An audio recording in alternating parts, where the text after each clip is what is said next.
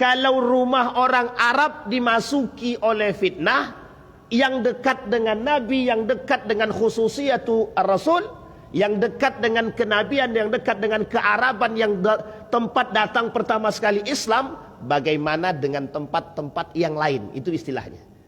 Bisa dipahami ya? Jadi istilahnya adalah kalau Arab sudah masuk fitnah, otomatis tempat yang lain begitu. Otomatis gitu. Bahasanya begitu. Kalau di Arab itu nanti fitnahnya besar, di luar Arab jauh lebih besar. Karena sumbernya di situ. Sumber keislaman yang rusak di situ, maka di tempat lain mesti rusak. Itulah bahasa istilahnya begitu. Barakatuh.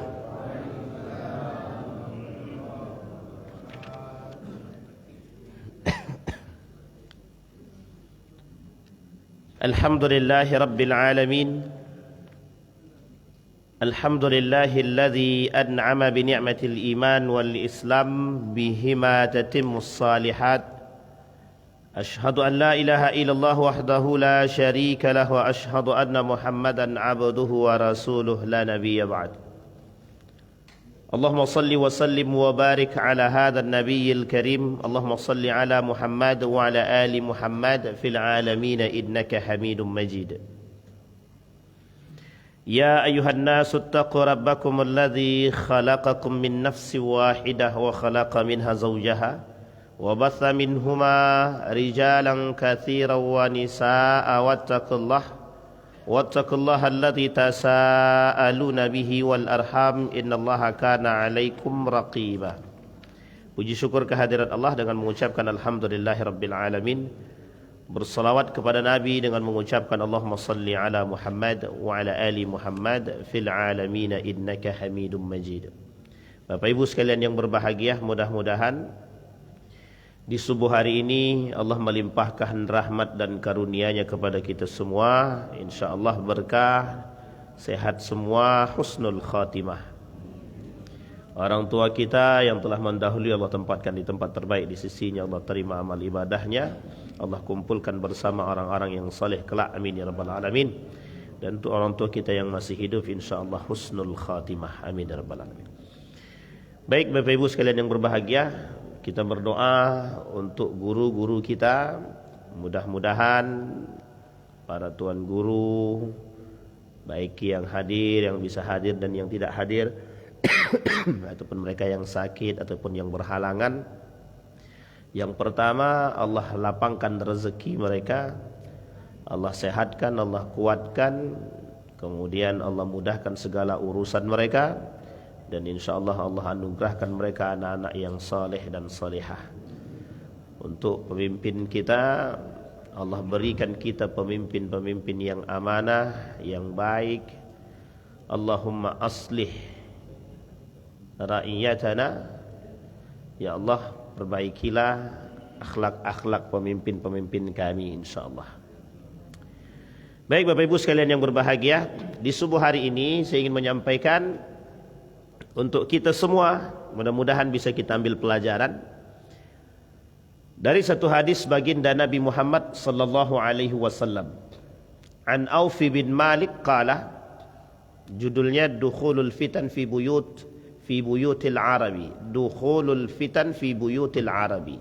Masuknya fitnah-fitnah ke dalam rumahnya orang-orang Arab. An Auf bin Malik qala, ataitu Nabi sallallahu alaihi wasallam fi ghazwati Tabuk wa huwa fi qubbatin min adab. Faqala u'dud sittan baina yaday as-sa'ah. Kata Nabi dalam hadis ini dari Auf bin Malik berkata, aku mendatangi baginda Nabi Muhammad sallallahu alaihi wasallam dalam perang Tabuk, bukan ketika berperang tapi sebelum mulai berperang, atau dalam perang Tabuk itu setelah sedang beristirahat. Datanglah Auf bin Malik kepada baginda Nabi. U'dud sittan baina yaday as-sa'ah. Persiapkanlah 6 hal, perhatikanlah 6 hal yang kata Nabi 6 hal itu akan menjadi salah 6 penyebab datangnya hari kiamat. Thumma mutanun ya'khudhu fikumul ghanam, kasratul maut wal waba. Mutan artinya banyaknya kematian dan timbulnya wabah. Ya'khudhu fikumul ghamam, yang bisa membunuh binatang-binatang ternak. Thumma istifadatul mali hatta yu'tir rajul mi'ata dinarin fayudillu sakhitan. Kemudian melimpah ruahnya harta, sehingga ketika diberikan kepada seseorang mereka menolaknya. Thumma fitnatun la yabqa baitun minal arabi illa dakhalathu. Kemudian fitnah yang masuk ke rumah orang-orang Arab. Thumma hudnatun takunu bainakum wa baina bani asfar. Fayaghdiruna fayatunakum tahta 800 ghayatan wa tahta kulla ghayatin 12,000. Nanti muncul perperangan di antara kalian. Kemudian satu di antara setiap kabilah-kabilah itu memiliki banyak kelompok. Dalam satu kelompok itu mereka memiliki setidaknya ada 10.000 hal atau 10.000 prajurit. Hadis ini diriwayatkan oleh akhrajahul Bukhari fi kitab al-jizyah, bab ma yahdar minal ghadar, yang perlu diperhatikan dalam lari daripada perperangan. Gharibul hadis, makna yang aneh dalam hadis tersebut adalah mutanun. Mutanun itu artinya, kata para ulama, kasratul maut, banyaknya mati, terbunuh. Kata Nabi dalam hadis yang lain, al-haraj, kasratul haraj. Al-haraj itu al-qatlu, al-qatlu itu al-khabath. Jadi dalam istilah bahasa Arab ada namanya al-haraj, kesusahan, pembunuhan, perperangan, pertikaian. Itu bahasa hadis itu disebut dengan al-haraj. Dalam satu riwayat yang lain kata Nabi, justru Nabi juga bilang secara frontal, bukan frontal sih, lebih detail. Kata Nabi, la taqumu as-saa'ah hatta tazhar al-qatlu. Al-qatla, tidak akan terjadi hari kiamat sampai terjadi pembunuhan, kata Nabi. Tapi dalam riwayat yang lain kata baginda Nabi, tidak akan terjadi hari kiamat sampai al-haraj bainakum, akan terjadi al-haraj. Ulama menterjemahkan atau mentafsirkan makna al-haraj itu al-qatlu, pembunuhan, kemudian pertikaian, perpecahan, permusuhan, semua persoalan itu masuk dalam kalimat kesusahan-kesusahan itu dalam al-haraj.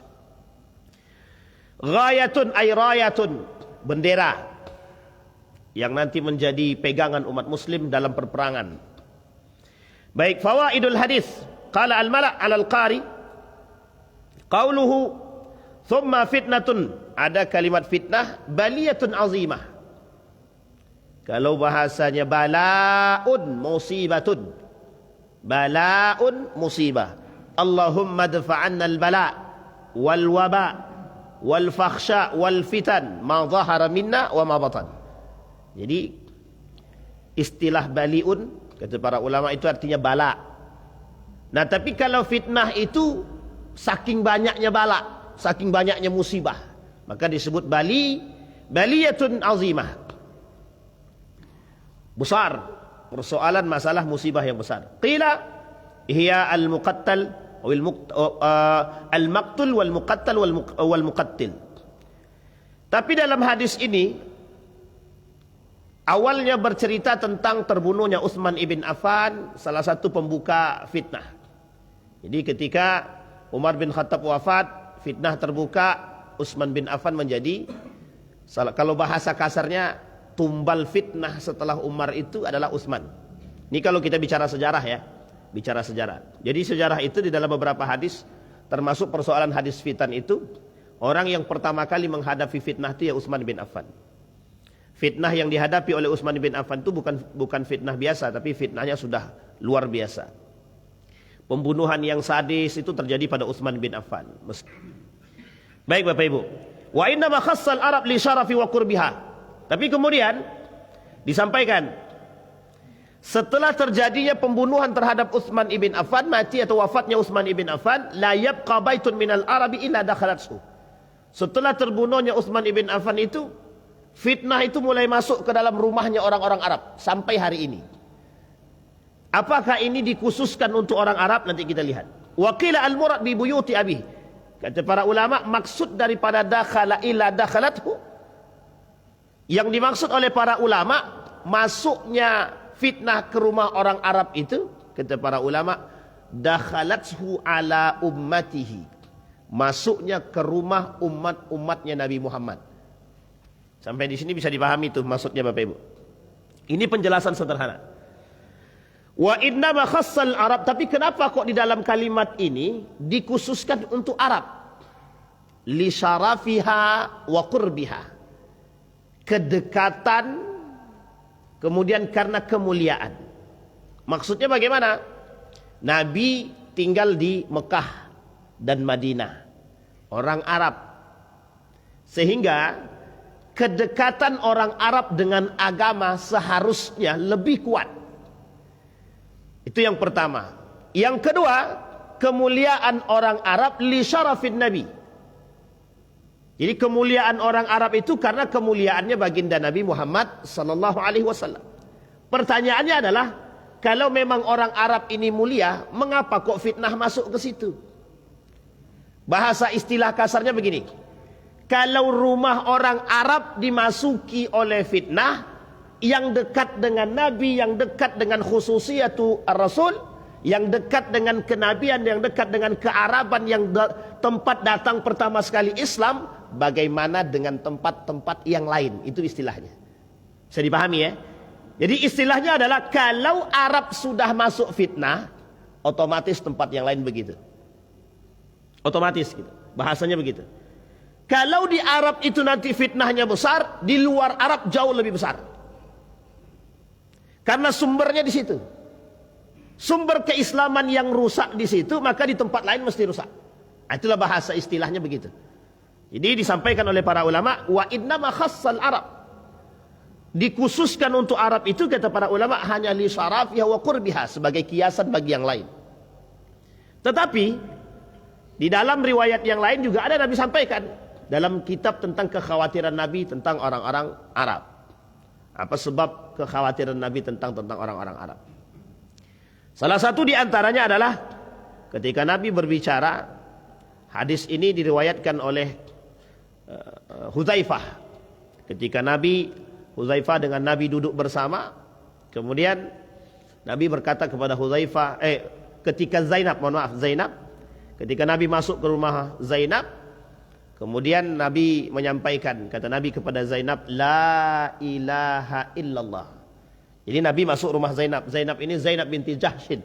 Zainab binti Jahshin ini adalah istri baginda Nabi, yang termasuk salah satu di antara sekian banyak istri Nabi yang rajin, yang baik, yang suka menasehati, memberikan nasihat. Begitu juga yang suka ikut berperang, yang suka menyiapkan peralatan-peralatan perang, yang suka membantu. Namanya Zainab binti Jahshin. Ketika Nabi masuk ke rumah Zainab, la ilaha illallah, kata Nabi. Tapi Nabi masuk ke rumah Zainab itu fazi'an. Fazi'an itu pucat, khawatir, ada rasa ketakutan gitu.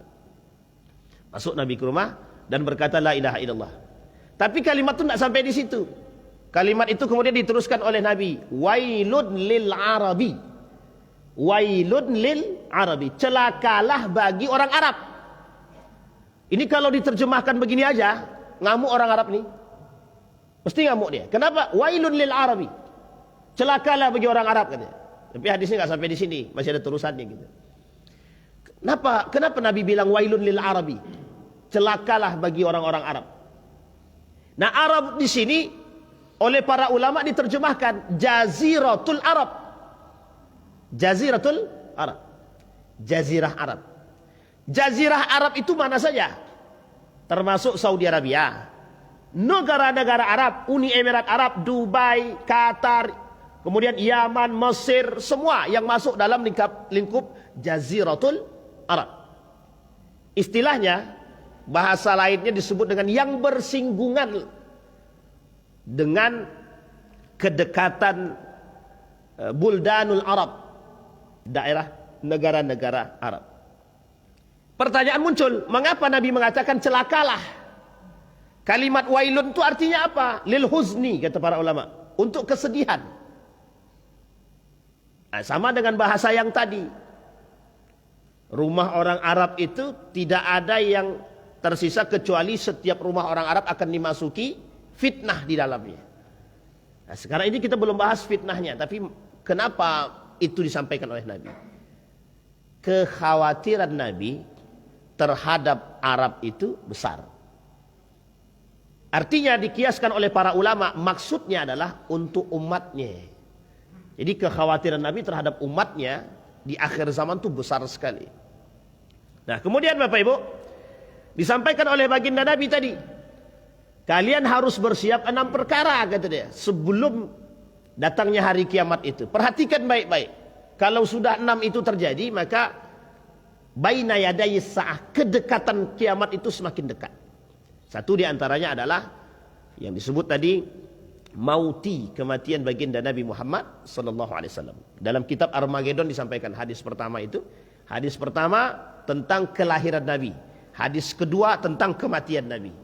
Jadi hadis pertama tentang kelahiran Nabi dalam kitab Armageddon itu adalah satu di antara tanda kiamat. Pertama, kelahiran baginda Nabi Muhammad sallallahu alaihi wasallam. Jadi lahir Nabi itu menjadi akhiruz zaman. Akhirul anbiya isyaratun an akhiriz zaman. Makanya Abu Bakar nangis.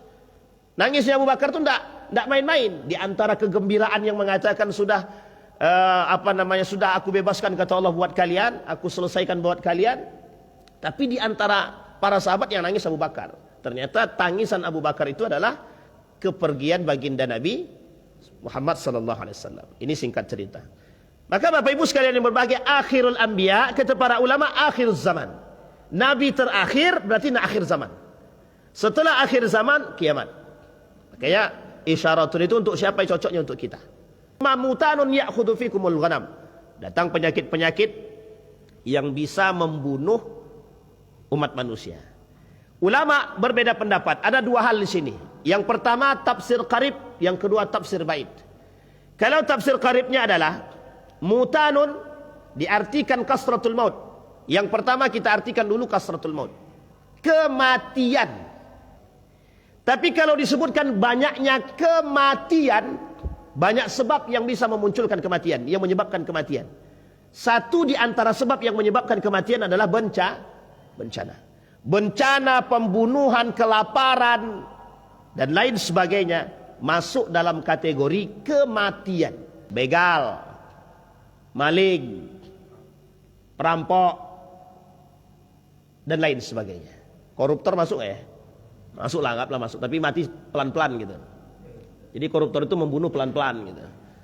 Jadi diambil sekarang, orang akhirnya nggak bisa makan, akhirnya ujung-ujungnya mati kan. Itu bahasanya lebih tepi, mungkin agak jauh lah sedikit. Bisa dipahami Bapak Ibu ya? Mutan, kalau diartikan kematian.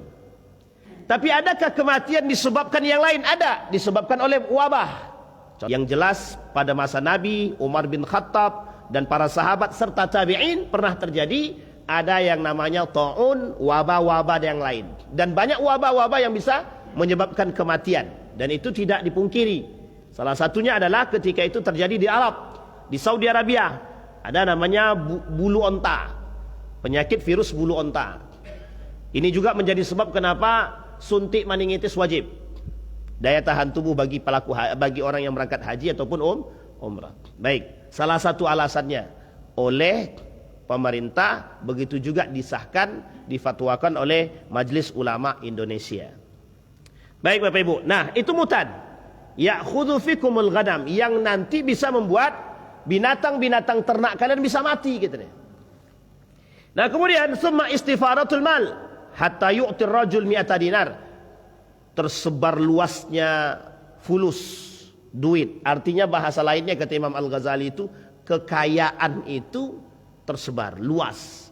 Orang kaya banyak, tapi orang-orang miskin tidak butuh lagi duit. Itu nanti ada pada masanya, kata Nabi. Ada pada masanya orang-orang mengalami keadilan. Masa keadilan itu nanti ada 2. Satu, turunnya Imam Mahdi. Yang kedua, Isa alaihissalam. Jadi pada 2 kondisi ini, Isa dan Imam Mahdi, kondisi umat muslim itu berada pada kondisi keadilan dan berjaya. Tapi tak lama setelah itu dimatikan.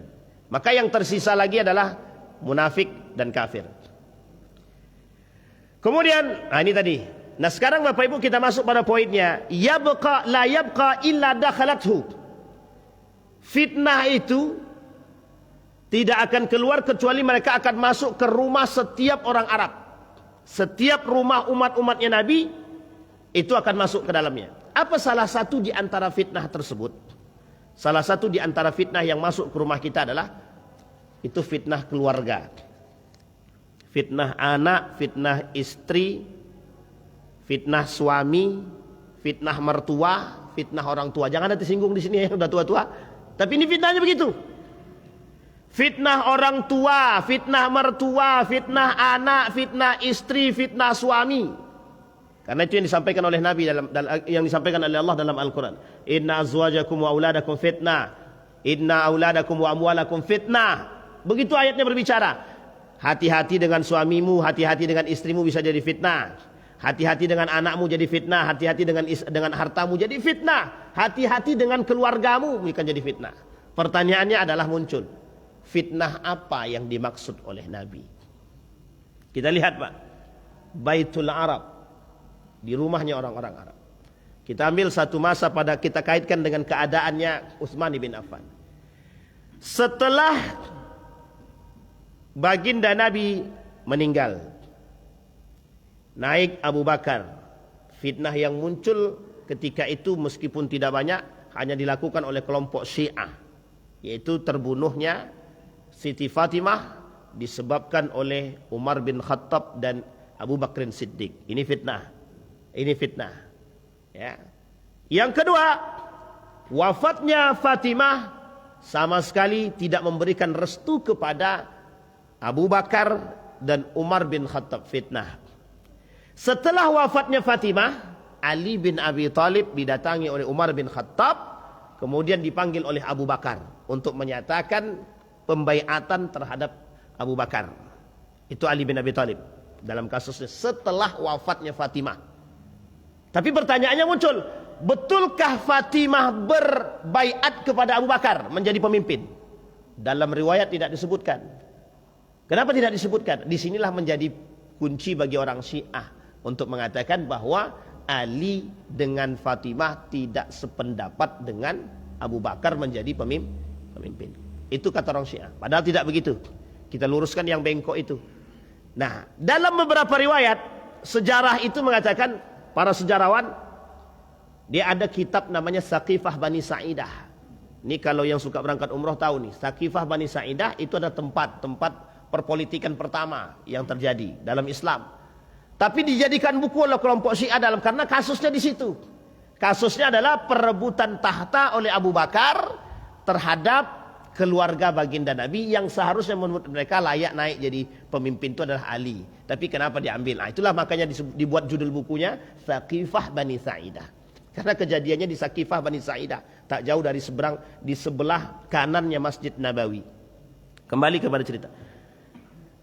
Itu pada masa Abu Bakar. Maka tak lama kemudian Abu Bakar wafat, kemudian digantikan oleh Umar bin Al-Khattab. Kesepakatan dua kabilah.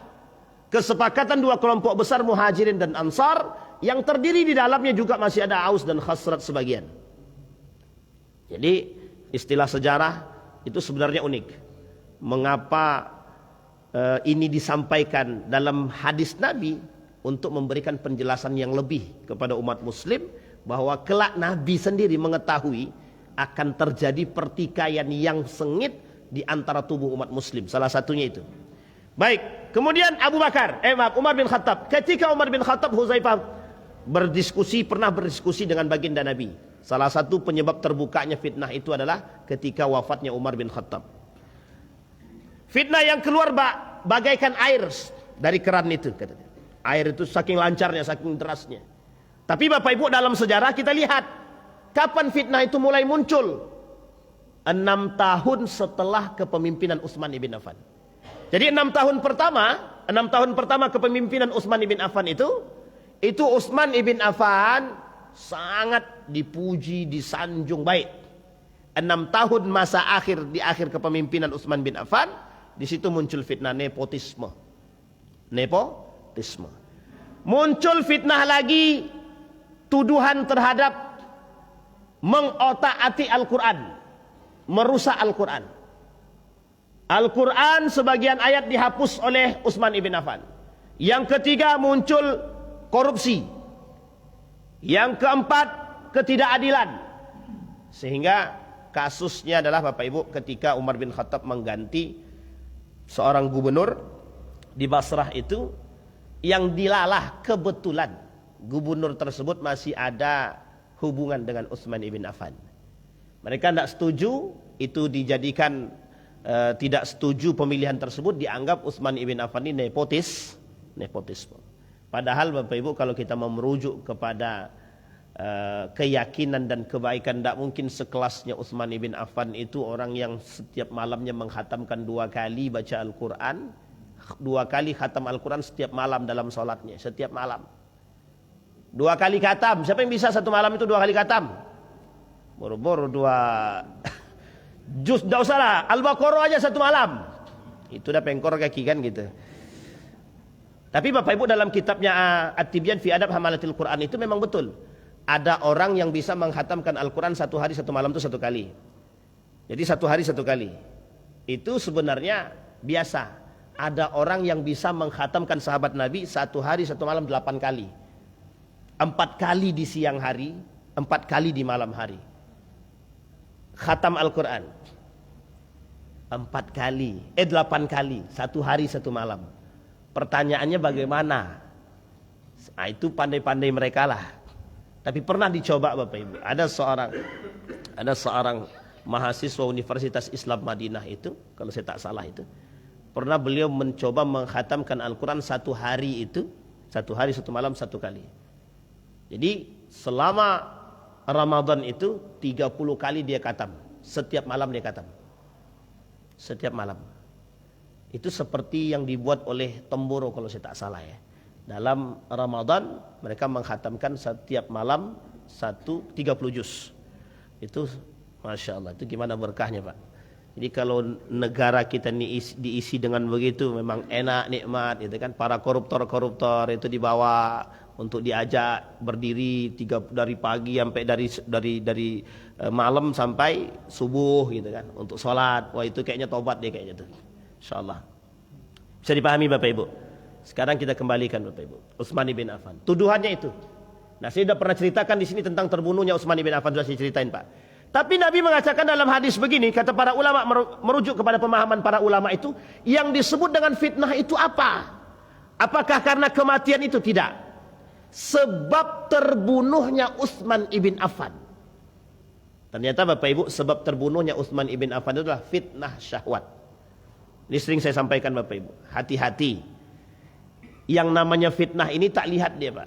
Mau dia alim ulama sekalipun fitnah ini tetap masuk. Mau dia alim ulama sekalipun dia tetap masuk. Kita ambil contoh.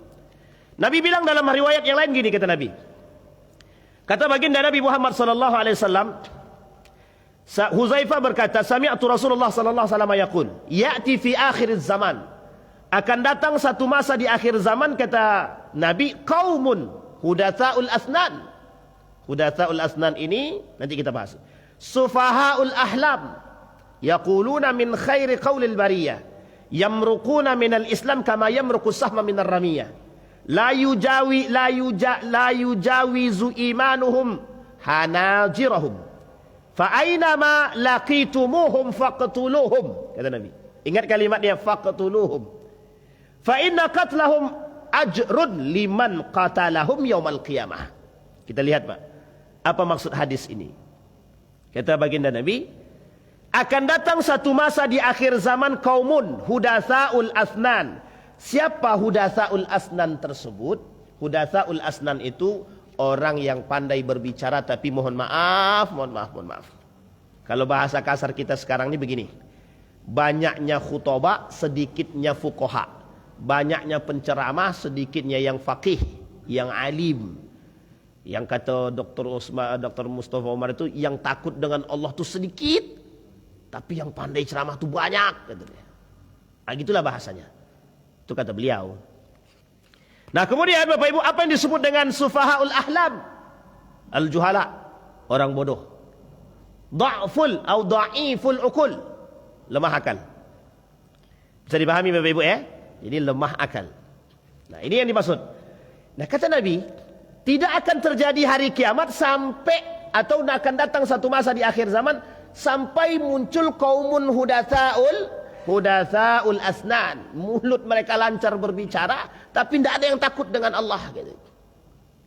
Ini kalau kita berbicara.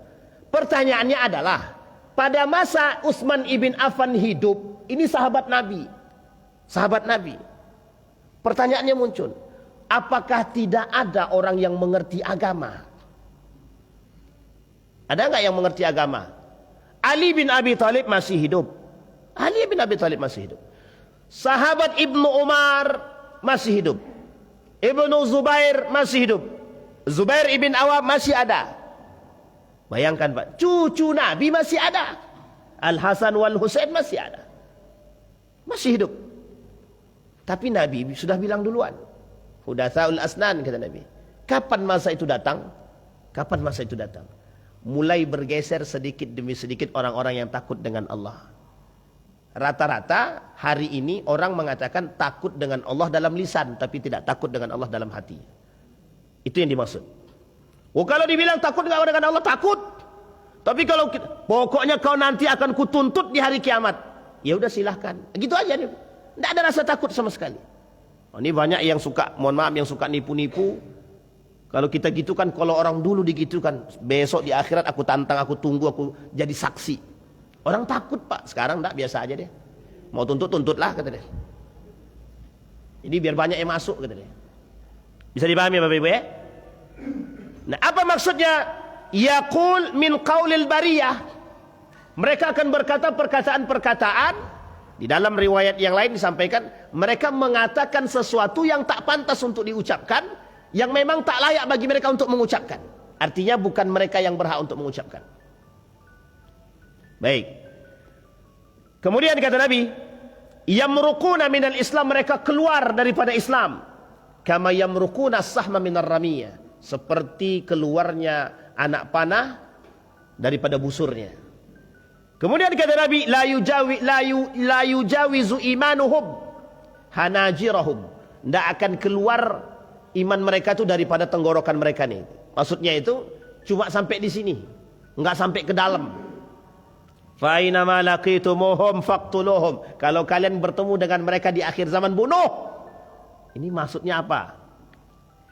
Kemudian fa inna qatlahum ajrun liman qatalahum yaumil qiyamah, bagi mereka di hari kiamat, kata Allah, yang membunuh orang-orang seperti itu, mereka mendapatkan pahala. Dilakukan oleh Ali bin Abi Thalib pada masanya. Khawarij.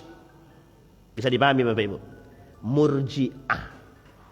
Baik, sekarang kita lihat Pak, yang disebut dengan fitnah kata Nabi tadi.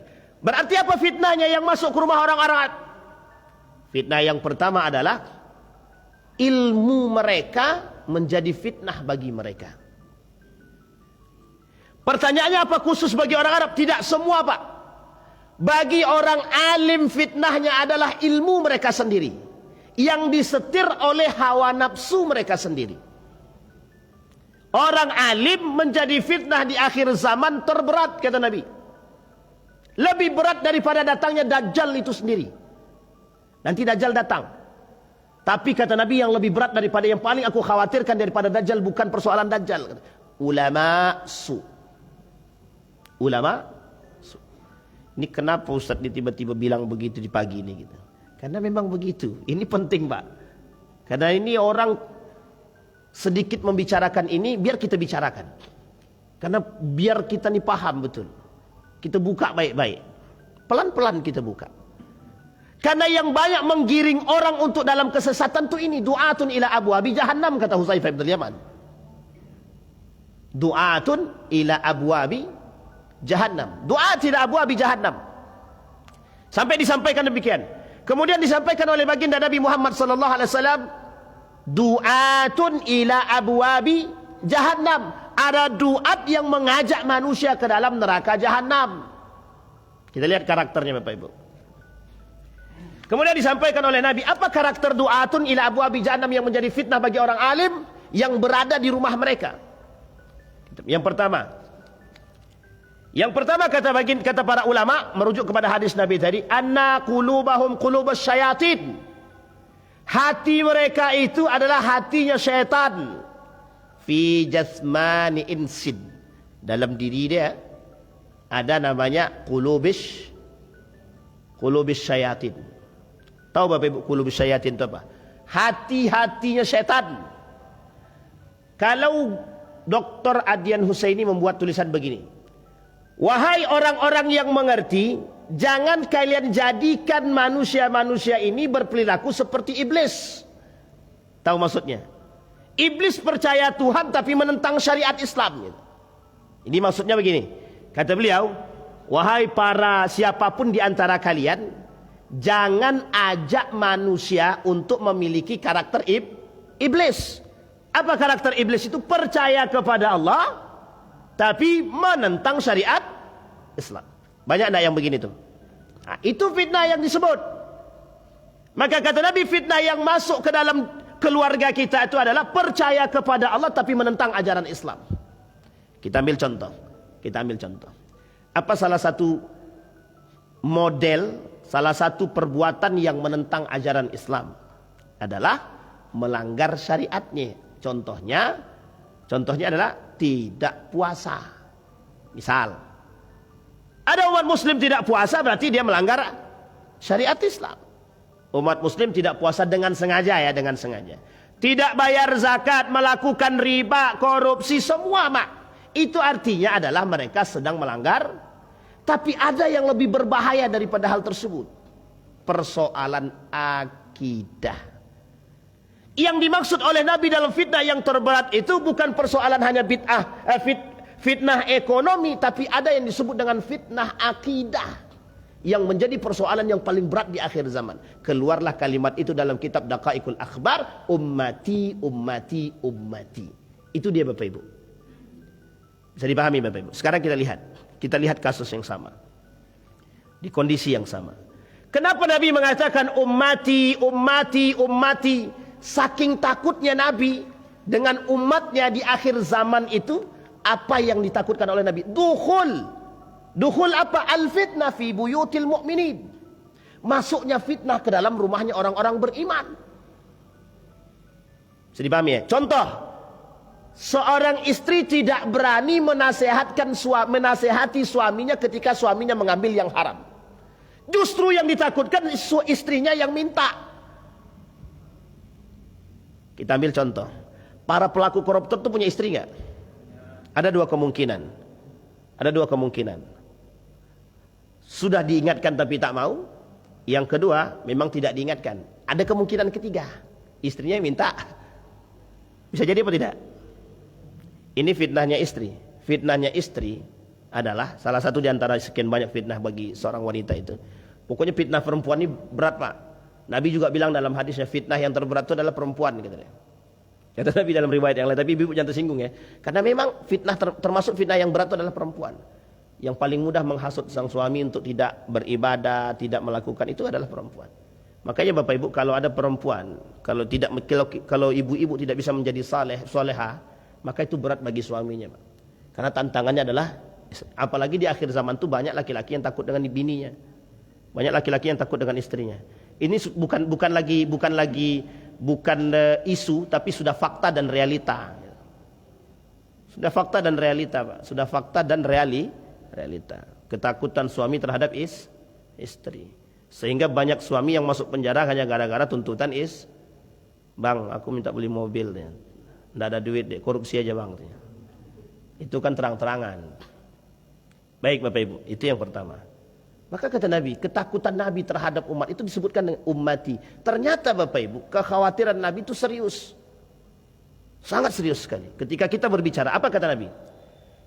Kata Nabi dalam hadis yang Zainab tadi yang saya sampaikan, kata para ulama. Kata ulama itu begini. Yang menjadi ketakutan Nabi, fitnah itu yang masuk ke dalam rumah tadi adalah persoalan-persoalan yang sifatnya akidah. Yang selamat kata Nabi, man istamsaka bil kitab was sunnah. Kata para ulama itu, yang selamat daripada fitnah itu Hanya yang berpegang teguh dengan fitnah, dengan kitab dan sunnah. Dan yang ketiga, dikatakan Nabi, orang yang paling berat itu adalah orang yang paling baik ketika itu al-mu'min al-hasif man yakhaful fitan. Pertanyaannya adalah fitnah-fitnah seperti ini kita nggak takut, Pak? Benar, Pak, kata para sahabat itu. Orang di akhir zaman tidak takut dengan fitnah. Nggak takut, Pak. Jadi bagi mereka begini, ada kitab itu judulnya Ternyata Surga dan Neraka Tidak Ada. Ini salah satu provokasi terhadap nilai provokasi terhadap umat muslim untuk tidak terlalu memikirkan surga dan neraka. Jadi mereka sampai bilang begini bahwa surga dan neraka itu tidak ada. Artinya begini maksudnya. Jangan jadikan surga dan neraka itu sebagai modal untuk Anda taat ataupun Anda rajin ibadah. Jadi kalau Anda mau melakukan sesuatu tidak usah takut, lakukan aja. Nah, itu bahasanya. Bisa dipahami ya Bapak Ibu ya. Jadi sama seperti ketika para kaum-kaum liberal itu tidak takut ketika mereka mengatakan Al-Quran itu makhluk, Al-Quran itu ciptaan dan lain sebagainya. Mereka nggak takut. Nah, inilah alasannya Bapak Ibu. Baik. Sekarang Bapak Ibu kita lihat fitnah yang lain yang masuk ke dalam rumah selain daripada fitnah perempuan, fitnah suami, Pak. Ada suami yang justru mohon maaf bukan mengajak istrinya menjadi orang yang solehah, tapi justru kufar. Kufar di sini kufur kepada Allah. Dan uniknya lagi anak-anak yang diajak. Kita ambil lagi contoh fitnahnya Bapak Ibu. Fitnah pendidikan. Dr. Adian Husaini termasuk yang fokus pada perang pemikiran yang ada kaitannya dengan persoalan pendidikan yang kelak di akhir zaman menjadi fitnah. Kata Ismail Raji Al-Faruqi, yang terbaik pendidikan pertama yang harus ada di dalam rumah adalah pendidikan tauhid. Pendidikan tauhid. Selain daripada itu nanti belakangan dulu. Sekarang pertanyaannya bagaimana kita menanamkan pendidikan tauhid dalam rumah kita? Pendidikan tauhid dalam rumah harus didirikan oleh siapa? Orang tua, bukan guru dan lain sebagainya. Yang pertama. Yang kedua, di antara keluarga ini yang punya peran besar memberikan pendidikan tauhid kepada keluarganya siapa? Ayah. Ini fitnah suami, Pak. Makanya hati-hati. Inna azwajakum. Azwaj di sini bukan hanya laki-laki, bukan hanya perempuan, dua-duanya. Dua-duanya. Jadi kalau hari ini kita melihat kok betapa hancurnya, ada orang tua bilang begini, Ustadz, waktu kecil anakku ini betul-betul rajin ke masjid, sholat dia. Tapi aku tidak tahu kenapa setelah besar dia keluar daripada Islam. Bisa dipahami Bapak Ibu kalimat ini?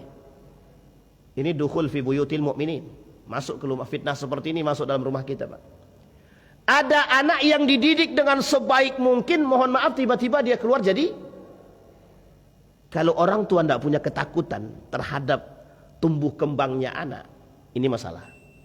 Tapi Bapak Ibu, ketika anak dibekali tauhid yang baik, akidah yang benar, maka setidaknya dia mengerti jalan pulang.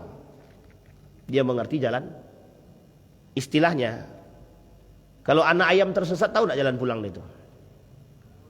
Kalau dia tahu berarti lebih cerdas dia daripada manusia. Bisa dipahami Pak ya? Ini kondisi Pak. Jadi kalau kita berbicara tentang fitnah, begitu dia. Justru hari ini banyak orang yang tersesat tapi tidak tahu jalan pulang. Rata-rata mereka berakal. Rata-rata mereka berakal. Makanya disebutkan oleh Nabi. Ketika Nabi di rumah Zainab itu, di rumah Zainab, disampaikan Pak, kata Zainab, bukankah ketika itu bersama kami orang-orang yang punya akal? Dijawab sama Nabi Pak, kata Nabi tuntaza, akalnya hilang kata dia. Itu yang ngomong Nabi, cuma Nabi itu tidak pakai bahasa Indonesia. Kalau sempat Nabi pakai bahasa Indonesia, akalnya hilang. Bahasa tidak punya otak katanya. Hilang akal. Artinya apa yang disebut dengan hilang akal di situ? Hilangnya kebenaran, hilangnya keadilan, hilangnya akal sehat di dalam tubuh umat manusia. Kita kembalikan Pak, rumah tangga. Yang pertama, pendidikan tauhid. Pertanyaan kita adalah kembali kepada diri kita masing-masing. Seberapa besar pendidikan tauhid yang kita berikan kepada anak? Kita ambil contoh. Kita ambil contoh adalah di rumah anak-anak itu sebelum makan kita suruh doa. Betul ya Bapak Ibu ya? Tapi ketika anak-anak itu belajar kita katakan begini, kalau kau tidak belajar keras sungguh-sungguh kau tak akan cerdas. Hilang pendidikan tauhid kita. Tapi akhlak dan etikanya dapat. Akhlak dan etikanya dapat. Tapi pendidikan tauhidnya hilang Pak. Hilang. Ini istilahnya Pak. Ini dalam tulisan Profesor Dr. Hamid Fahmi Zarkasi yang beberapa 2 hari yang lalu saya baca begini. Ada namanya Averroisme. Averroisme itu begini ceritanya. Ada umat manusia yang sangat menjunjung tinggi Ibn Rusdi. Averroes itu Ibn Rusdi. Menjunjung tinggi Ibn Rusdi. Sehingga terjadi perbandingan antara Timur Tengah dengan Barat. Orang Barat bisa berkembang karena mereka mengikuti pemikiran Ibn Rusdi. Orang Timur bisa runtuh itu karena mengikuti pemikiran Imam Ghazali. Sehingga terjadi pertikaian Timur dan Barat Pak. Ini sebenarnya diskriminasi gaya berpikir. Meskipun realitanya begitu. Meskipun realitanya begitu. Tapi pertanyaannya adalah perkembangannya dari sisi apa? Bisa dipahami Bapak Ibu ya? Perkembangannya dari sisi apa?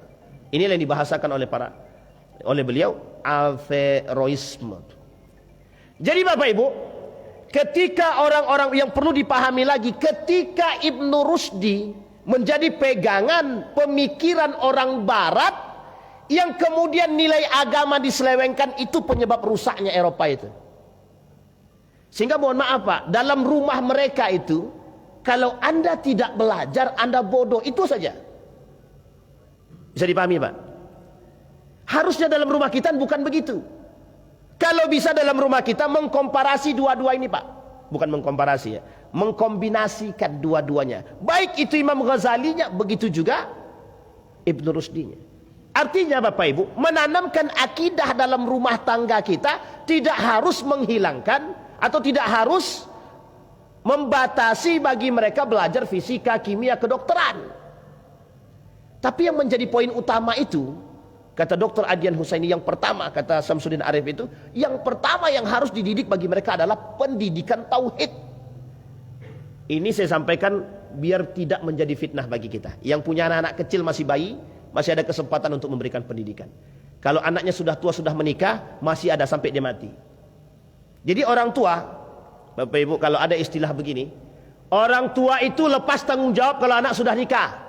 Jangan Pak, jangan salah paham. Yang dimaksud lepas setelah nikah itu apa? Ini bahasa cukup merusak. Bagi saya cukup merusak. Kenapa? Orang tua sampai anak itu mati tak boleh melepaskan anaknya. Tak boleh. Sekalipun dia sudah menikah. Tidak ada lepas tangan orang tua terhadap anak sekalipun dia sudah menikah. Tanggung jawab agama bagi anak dari dia lahir sampai dia mati. Kecuali orang tuanya mati duluan. Sebelum dia mati harus bekalin dulu anaknya Pak. Benar Pak. Mohon maaf Bapak Ibu, fitnah yang masuk dalam istilah khianat bagi orang tua ini Pak. Fitnahnya orang tua yang paling besar adalah ketika anaknya keluar daripada akidah yang benar. Dan mohon maaf, fitnah ini menjadi fitnah bagi orang tua yang kelak ketika mereka ternyata tidak diberikan pendidikan tauhid, Anda semua, kita semua dianggap sebagai pengkhianat oleh Allah. Pengkhianat. Bisa dipahami Pak? Sekarang pertanyaannya, kita melihat kasus Pak, kita lihat kondisi bobroknya akhlak dalam dunia pendidikan hari ini, rusaknya keilmuan. Anak-anak hari ini persoalannya ini bukan persoalan sederhana Pak. Mohon maaf kalau Bapak Ibu memandang urusan hari ini anak-anak, oh Anda tak bisa matematika, terserahlah. Anda nggak bisa sholat, ya udah terserahlah. Dalam dunia pendidikan, sekolah dan lain sebagainya. Saya mengambil saya ambil perbandingan begini. Tapi saya tak sebutkan nama sekolahnya. Ada satu sekolah bertaraf internasional. Tarafnya internasional, bukan sekolah muslim. Yang kedua, ada sekolah Islam. Tapi tidak asrama. Tidak asrama, tarafnya juga internasional. Bapak Ibu, kita lihat ya. dalam dua pendidikan ini, dalam dua sekolah lembaga ini, yang paling menonjol, mohon maaf, yang paling menonjol itu yang non-Islam. Sekolah kafir, mahal, taraf internasional, tapi berkualitas secara akademik. Yang kedua, mahal, taraf internasional, jauh Pak perbedaannya dari sisi sainsnya. Pertanyaannya lah, dari sisi agamanya bagaimana? Sama Pak. Bisa dipahami? Kalau sekolah Islam yang non asrama, Anda tidak bisa memberikan pendidikan agama yang lebih baik, kita nilainya di mana? Secara sains kita kalah, secara agama kita jauh kalah. Artinya mohon maaf Pak, kasarnya lebih baik tidak ada kan? Kalau kita tidak bisa lebih unggul secara sains dari orang lain, kita lebih unggul agama daripada yang lain. Artinya jalan keselamatan lebih jelas. Ini bahasa kasarnya begitu. Bahasa kasarnya. Ini bukan dikotomi ya, bukan dikotomi. Tapi kenyataannya begitu, faktanya begitu. Akhirnya apa yang dijunjung tinggi itu? Itulah yang dijunjung tinggi hari ini oleh Amerika, oleh Eropa, bahwa anak-anak kita harus bisa secerdas yang pernah sampai ke bulan. Siapa dia itu? Siapa yang pernah sampai ke bulan? Bisa dipahami Bapak Ibu ya? Ini poin penting Pak bagi kita sekarang.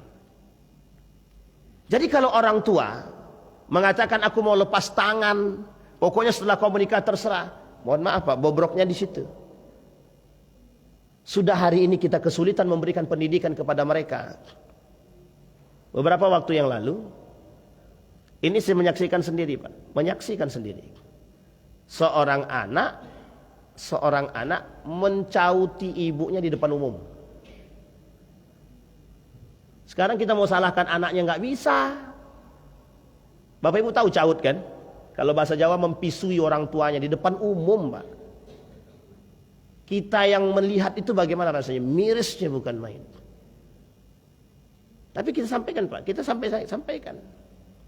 Ada anak memukul orang tua sampai biru Pak, orang tuanya dipukul di depan umum. Uniknya, nah ini basis pendidikan ya. Uniknya, masyarakat diam, cuma nontonin aja, nontonin. Itu gimana coba itu? Masalahnya di mana? Nah masalahnya di mana? Kita akan berbasis pada masalah sekarang. Jadi mohon maaf, jangan terlalu tinggi mengangkat ilmu, jangan terlalu tinggi mengangkat akademik hari ini. Jangan Anda terlalu tinggi menuntut akademik, sementara akhlaknya bobrok. Sementara akhlaknya hancur. Sekarang harusnya bagaimana? Ustaz, tapi kalau kita fokus pada akhlak, nanti akademik kita rendah. Siapa bilang? Yang mengatakan itu siapa? Yang mengatakan itu adalah orang Eropa. Orientalis dari Inggris yang mengatakan. Yang disampaikan oleh Samsudin Arif. Apa kata Samsudin Arif? Yang membuat itu pertama kali adalah mereka. Jadi sengaja untuk menjauhkan kita dari hal tersebut. Sengaja. Jadi Bapak Ibu, itu yang disebut dengan fitnah dalam rumah. Yang ternyata hari ini menjadi ketakutan Nabi terbukti. Pertanyaannya, yang merusak Turki Utsmani siapa? Secara Turki Utsmani runtuh itu ada dua faktor, internal dan eksternal. Yang paling besar pengaruh pertama adalah internal. Sekarang pertanyaannya, apa pengaruh internal pertama yang menjadi fitnah bagi Turki Utsmani ketika itu? Sekolahnya anak-anak ini ke dunia sekuler pada masanya, dan mereka benci untuk sekolah ke Timur Tengah. Bapak Ibu boleh baca sejarah dalam runtuhnya Turki Utsmani sebab internalnya, termasuk anak-anak kerajaan ketika itu. Kita ambil contoh. Sekarang anak-anak raja-raja Arab itu sekolahnya di mana? Jadi saya hanya ingin mengajak Bapak Ibu untuk kembali melihat. Saya tidak salahkan, kita tidak menyalahkan sekolah dimanapun silahkan. Yang penting lu punya akidah yang kuat. Itu aja bahasa kita Pak. Kalau kita punya akidah yang kuat, mohon maaf ya, yang kuat aja bisa mereng, apalagi yang gak kuat gitu maksud saya. Yang kuat akidahnya aja bisa ikut menyimpang. Saya tanya Bapak Ibu, yang dulu pernah mengatakan semua agama sama itu muslim apa bukan? Gelarnya apa? Sekolahnya di mana? Imannya bagaimana? Sekolah pesantren kok. Yang mengatakan musuh agama itu sekolahnya di mana dulunya? Pesantren. Yang kuat imannya, kuat akidah, tapi kok bisa menyeleweng? Itu yang kita maksud. Jadi mohon maaf Pak, memang sulit mensinergikan antara akhlak dengan akademik itu hari ini sulit. Hari ini. Maka di sini kita membutuhkan basis pendidikan yang baik gitu. Kenapa? Mohon maaf Pak, beberapa waktu yang lalu datang guru-guru curhat. Ustaz, gimana sih kurikulum ini? Ya ngapain curhat ke saya? Curhatnya ke sana, Kementerian Pendidikan. Kenapa kurikulumnya kok gak sama, gak sesuai? Kami dituntut harus seperti ini, sementara anak-anak dia punya akhlak yang baik. Saya hasut waktu itu. Kasih pendidikan akhlak yang baik dulu. Masalah cerdas gak cerdas belakangan. Jadi ada guru bilang begini, Ustaz, ini anak kerjaannya mencontek. Bahkan anak ini berbohong, tidak mau mengaku kalau dia itu buka HP ujian. Sementara yang lain ngaku, Ustaz. Cuman ketika mereka yang ngaku-ngaku ini, Ustaz, nilainya jauh. Nilainya dapatnya minimal C. Nilai akademiknya C. Tapi dia ngaku, Ustaz, jujur dia. Minta maaf dan mau mengaku kesalahan. Dan apapun yang diberikan kami siap. Kata muridnya. Yang satunya lagi, anak ini nggak mau ngaku, tapi dia nyontek. Bahkan bukan nyontek, dia yang menyediakan contekan bagi yang lain yang mencontek itu. Tapi ketika ditanya diinterogasi dia nggak mau ngaku. Justru dia bilang begini sama gurunya, Bu, tolong jangan kasih saya nilai jelek ya. Sekarang saya tanya Bapak Ibu, bagaimana sikap Bapak Ibu? Sementara kita tahu dia yang melakukan itu. Apa yang harus Bapak Ibu lakukan? Sampai dia bilang begini, Bu, kalau nilai saya jelek, beasiswa saya putus. Sekarang saya tanya Bapak Ibu, dilema enggak tuh? Ternyata anaknya orang tuanya udah meninggal. Sekarang dilema enggak tuh? Satu anak ini enggak punya akhlak, enggak punya adab, tapi minta nilai, tapi orang tuanya enggak ada. Kalau dikasih nilai C dia enggak dapat beasiswa, dia susah cari bantuan, tapi satu sisi akhlaknya bobrok. Sekarang bagaimana caranya itu? Kasih nilai apa bagusnya Bapak Ibu? Enggak, serius ini pertanyaan. Bagi guru-guru pasti merasakan kan? Ini poin penting Pak. Ini fitnah yang paling besar hari ini. Iya Pak Idil ya? Benar ya Pak Idil ya? Semua orang tahu Pak. Kasus begini. Sampai mohon maaf, di sekolah kita sekarang ini kita kasih Pak, di sekolah kita, termasuk di beberapa universitas itu, yang menjadi mohon maaf, daripada standar kami turun lebih baik, mohon maaf, nggak apa-apa. Anak tuh bodoh, yang penting dinaikkan nilainya. Nilai standar universitas wajib B. Wajib B. Mau anaknya bodoh, mau anak seperti apa B. Mau anak nggak punya akhlak, terserah, yang penting B. Sekarang pertanyaannya, mau kita bawa dalam rumah. Kalau pendidikan seperti ini, di dalam rumah kita berikan pendidikan yang baik, akhlak yang mulia, masuk sekolah berbenturan Pak. Apa yang harus kita lakukan? Sekarang yang menormalisasi, mohon maaf, yang menormalisasikan penipuan, yang menormalisasikan ketidakjujuran siapa? Kita yang harus Pak. Nanti mohon maaf, bahasanya kalau dikasih C Ustaz, apalagi mahasiswa-mahasiswa yang bodoh ini, mohon maaf kata dia, yang tidak pintar ini dikasih nilai C, akreditasi kami turun. Bisa dipahami Bapak Ibu bahasa ini? Inilah yang disebut dengan mohon maaf kapitalisme dalam universitas. Inilah yang disebut dengan liberalisme dalam pendidikan. Jangan ada itu singgung, karena memang ini kenyataan. Begitu bahasanya sekarang. Itu baru universitas. Sekarang kita masuk ke dalam sekolah. Perhatikan dalam sekolah guru-guru. Apa tuntutan akademiknya? Anak harus pintar, nilai harus tinggi. Pernahkah mereka berpikir tentang akhlaknya, sopan santunnya, jujurnya? Anak sekarang nyuci piring kelas 6 SD nggak bisa cuci piring. Makan masih disuapkan. Tadi suapkan terserahlah itu. Itu yang saya nggak kurang mengerti di situ. Pak, ini pendidikan. Nabi bilang ini fitnahnya, ini paling sederhana Pak fitnahnya Pak. Sekarang saya tanya Bapak Ibu, kita kembali ke rumah orang Arab. Hampir semua rumah orang Arab punya pelayan. Bapak Ibu lihat gimana karakternya mereka.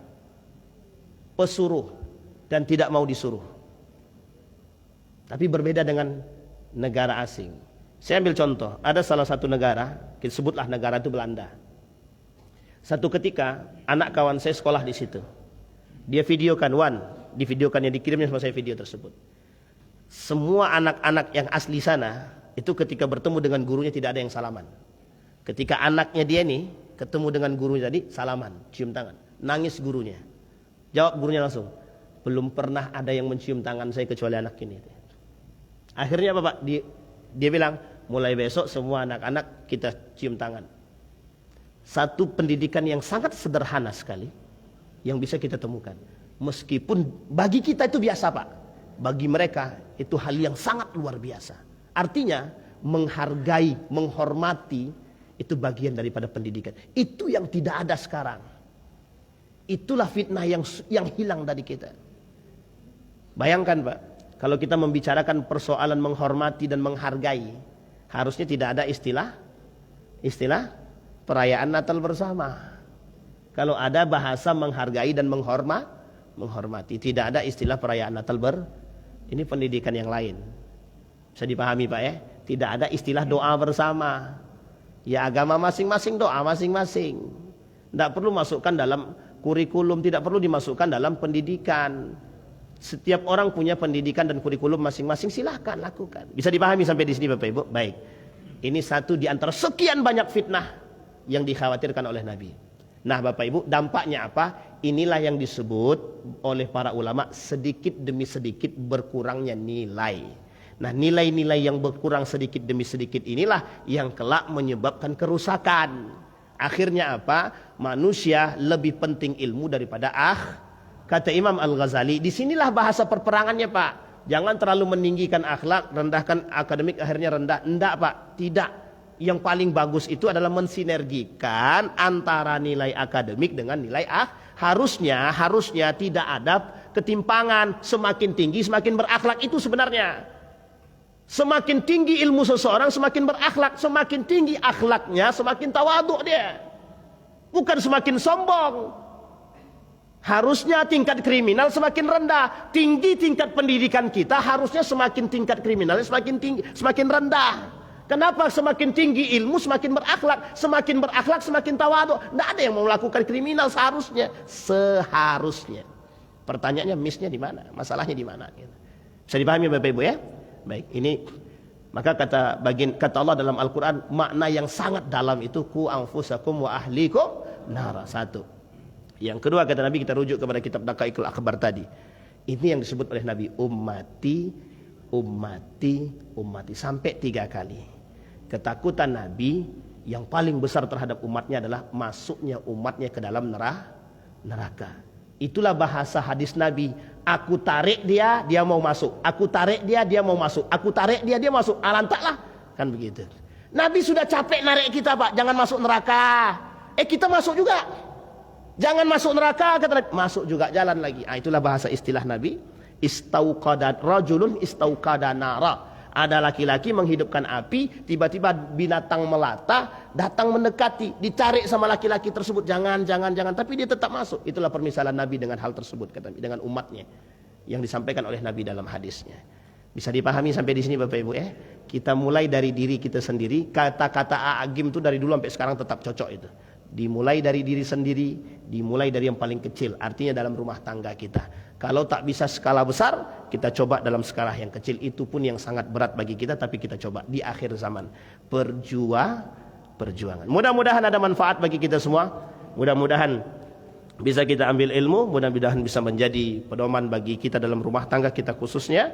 InsyaAllah menjadi keluarga yang sakinah, mawaddah warahmah, yang takut kepada Allah. Amin ya rabbal alamin. A'udzu billahi minasyaitonir rajim. Bismillahirrahmanirrahim. Hamdasy syakirina hamdan naimin. Hamdan yuwafi ni'amahu wa yukafi'u mazidah. Ya Rabbana lakal hamdu kama yanbaghi li jalali wajhikal karim wa 'azimi sultanik. Allahumma faqihna fid din wa 'allimna ta'wil.